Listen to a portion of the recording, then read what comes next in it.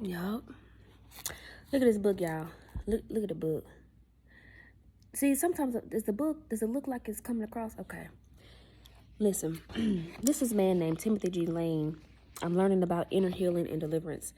And he was a secular therapist, Christian, of course, but a secular therapist. And now he's doing Christian counseling. He's coupled secular therapy with Christian therapy. And it's called Inner Healing and Deliverance. He teaches the person how to encounter Jesus. And when you encounter Jesus, most of your wounds, your traumas, all that stuff is healed, and then the demons come out because there's no longer any demonic attachments for you to hold on to. Well, listen to this. He says in his book, which is so true, as a professional counselor, I believe inner healing and deliverance is like counseling that addresses wounds, traumas, and cognitive distortions. Most secular counseling theories teach that there are no cures for an individual's condition. I was taught that my goal was to help individuals become self-aware, understand their triggers, develop coping skills, and have a support system. Once this was accomplished, my job was complete, and I could close the case. With severe disorders, I was to provide clinical service along with referring them to a psychiatrist. Did I say that right? Okay.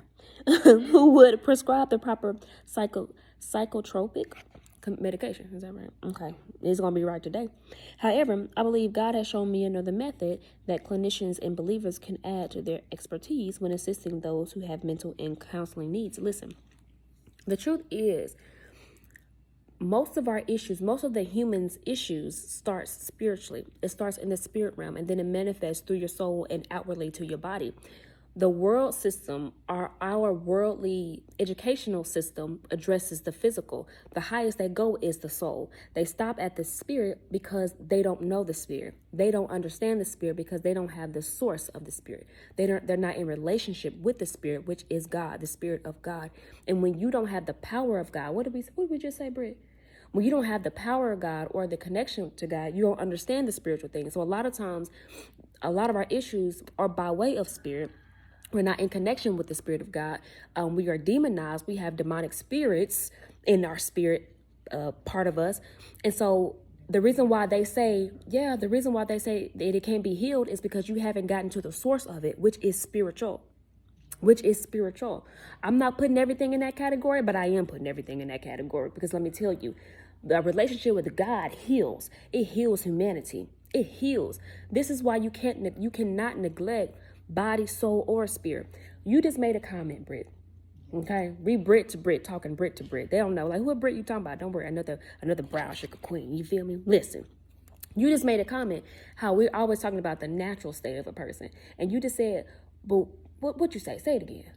I said, but I didn't want to even say that because, like, that would be alluding to the spiritual realm being unnatural. But the spiritual realm is still natural because God made it. Girl. Like, who are we to tell God, like, oh, this isn't natural? Girl, she didn't drop. Listen, we out here dropping bombs on each other this whole day. Who's to say the spirit is not natural?